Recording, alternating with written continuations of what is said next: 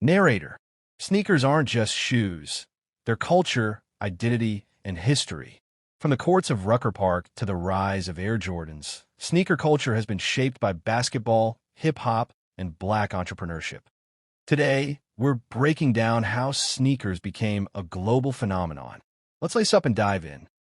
In the early days, basketball wasn't played in high-tech sneakers. It was canvas kicks like Converse Chuck Taylors. But in places like Rucker Park, sneakers became more than just gear. They were status symbols on the court. Streetball legends like Earl the Goat, Manigault, and Pee Wee Kirkland set the tone. If you had the right shoes, you had respect. This was the start of something bigger. In the 70s, Adidas took over, especially in New York. The Superstar, aka Shell Toe, became a streetwear staple, worn by basketball players and hip-hop artists alike. And then came Run DMC. In 1986, their song My Adidas changed the game. It wasn't just a rap song, it was a statement. Adidas noticed and signed them to the first ever sneaker deal for a hip-hop group, proving that sneakers weren't just for athletes anymore. 1985 changed everything.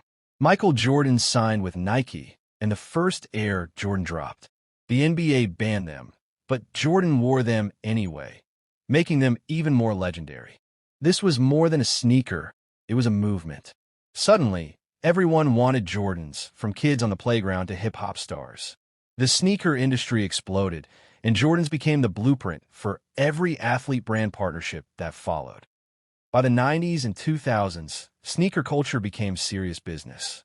Limited edition drops, collaborations, and resale markets turned sneakers into investments.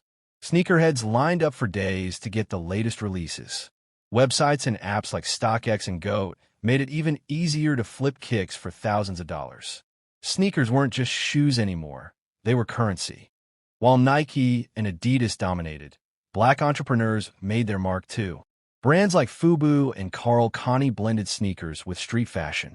Today, Black-owned sneaker brands like SIA Collective and Rock Deep are redefining the game, showing that the culture isn't just about wearing sneakers, it's about owning the IND.